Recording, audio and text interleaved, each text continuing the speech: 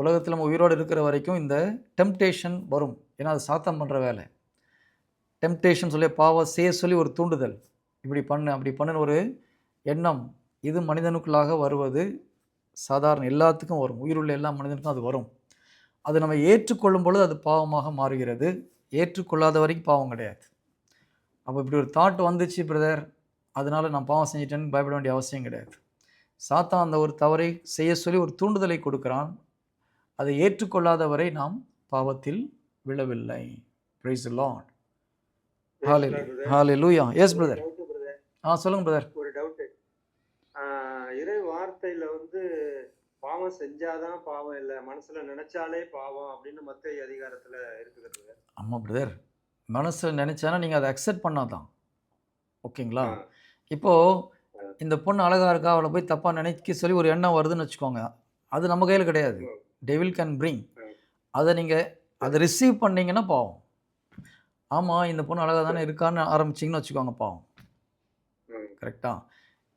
அந்த தூண்டுதல், பாவ தூண்டுதல் டெவில் கொடுப்போம். அதான் டெம்ப்டேஷன்.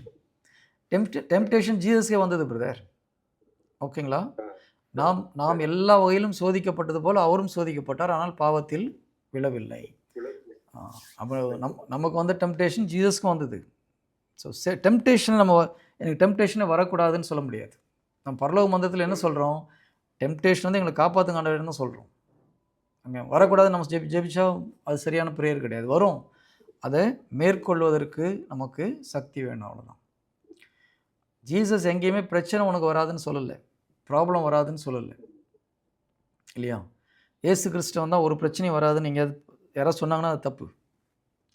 ஏசு கிறிஸ்துவிடம் வந்தாலும் பிரச்சனை வரும். ஆனால் ஏசு கிறிஸ்துவிட்ட நம்ம ஒழுங்காக ஃபாலோ பண்ணும்போது எந்த பிரச்சனை வந்தாலும் அதை மேற்கொள்வதற்குள்ள கிருபை நமக்கு கொடுக்கப்படுகிறது.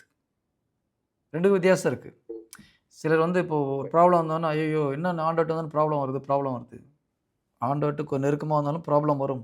ஆனால் நம்ம கரெக்டாக நடந்தோம்னா அந்த ப்ராப்ளத்தை மேற்கொள்வதற்குள்ள சக்தியை கொடுப்பார், ஞானத்தை கொடுப்பார், அதுக்குள்ளே கிருபையை கொடுப்பார்.